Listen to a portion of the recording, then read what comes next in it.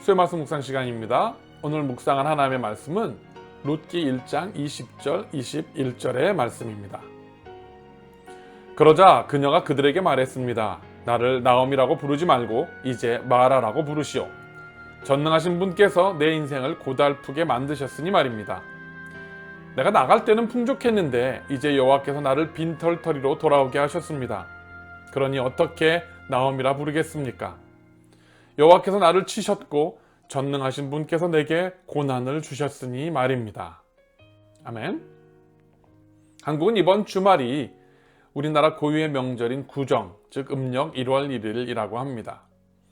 그런데 이렇게 명절이 다가오면 가정마다 다 많은 고민들을 하게 된다고 합니다. 그것은 바로 며느리와 시댁의 관계 때문이라고 합니다. 우리가 일반적인 경우에 며느리와 시댁의 관계는 그렇게 썩 좋은 관계일 수가 없다고 생각을 합니다. 그것은 동양뿐만이 아니라 아마 서양도 마찬가지인가 아닌가 싶습니다. 그래서 in-law, mother-in-law, father-in-law 이런 관계들이 영화나 개그나 이런 데 풍자적으로 등장하는 것을 우리가 심심치 않게 볼 수가 있습니다. 그런데 오늘 본문인 룻기를 보면 아주 보기 드문 관계가 등장을 합니다. 그것은 시어머니 나오미와 며느리 룻의 관계입니다. 유대 땅에 극심한 가뭄이 들어서 나오미의 가족은 베들레헴을 떠나서 이방의 땅인 모압으로 이주를 하게 됩니다. 가뭄이 지나고 나면 다시 돌아올 계획이었을 겁니다. 그런데 이렇게 모압 땅에 도착한 지 얼마 되지 않아서 나오미의 남편인 엘리멜렉이 죽고 맙니다. 그래서 나오미는 아들들을 이방 여자들인 그 모압 여자들과 결혼을 시켜서 며느리 둘을 보게 됩니다. 큰 며느리가 오르바이고 작은 며느리가 바로 룻입니다. 그런데 비록 모압 족속의 이방 민족의 땅에 살았지만 신실한 나오미는 하나님의 율례와 법도를 지키고 그렇게 그것들을 자녀들에게 가르치며 살았습니다.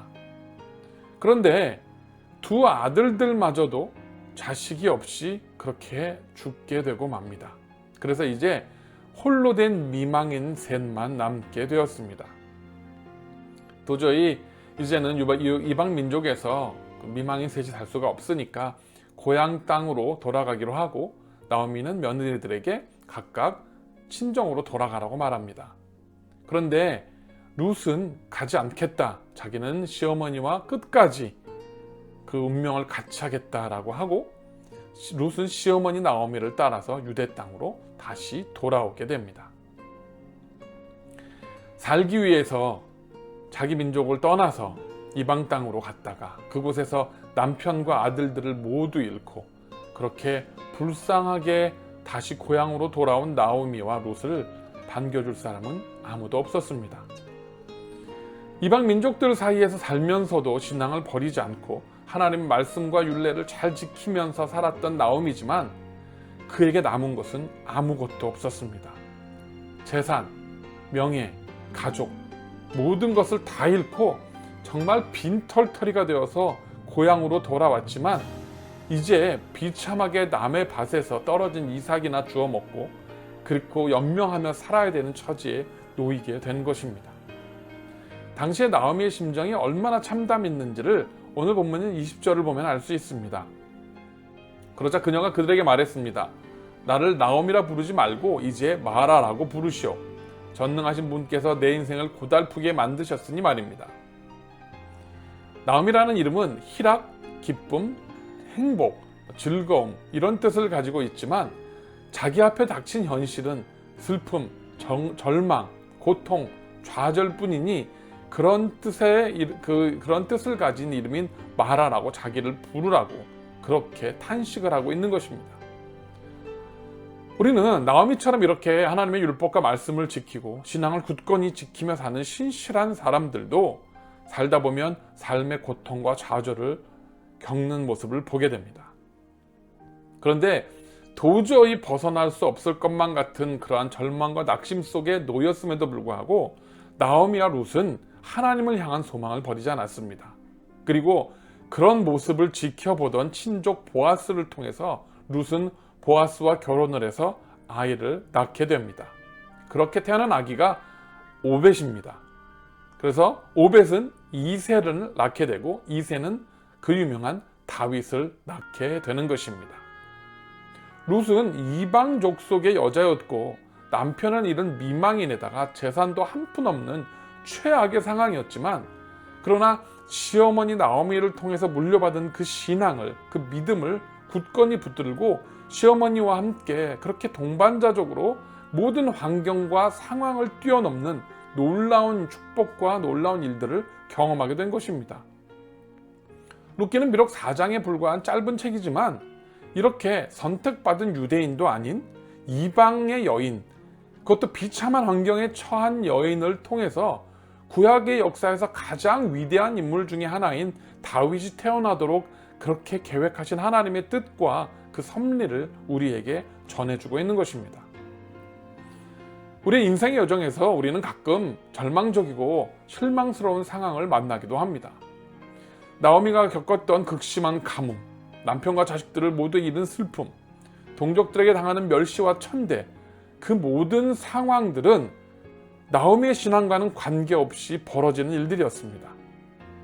그래서 나오미의 외침처럼 하나님께서 나를 쳐서 내 인생을 고달프게 만드셨다라고 탄식을 할 수밖에 없게 되는 것입니다. 하지만 나오미와 룻은 그런 환경 가운데서도 범죄하지 않고 시어머니와 며느리라는 도저히 친해질 수 없는, 도저히 가까워질 수 없는 관계이지만 그렇게 서로를 의지하고 위로하고 그렇게 진실되게 눈앞에 닥친 고난과 그러한 절망들을 하나씩 극복해 가기 시작한 것입니다.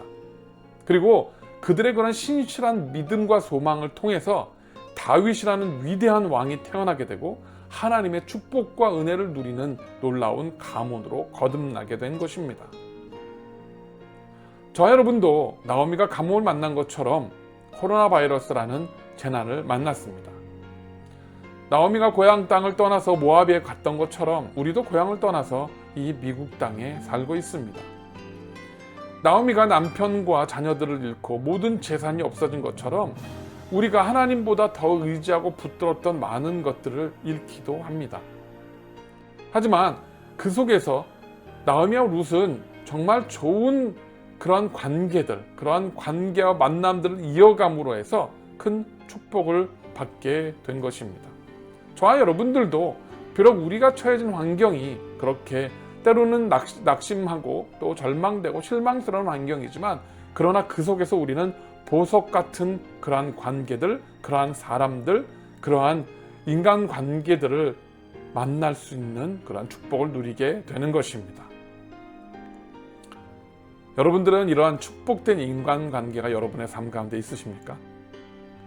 내 삶과 내 삶에서 일어나는 여러 가지 고통과 아픔들을 서로 나누고 또 서로 격려하고 그렇게 위로하면서 고난과 어려움들을 함께 헤쳐나갈 수 있는 그런 믿음의 동반자, 친구, 멘토, 이웃, 이러한 사람들이 없다면 그것은 돈과 명예를 잃은 것보다도 더 슬픈 인생이 될 것입니다.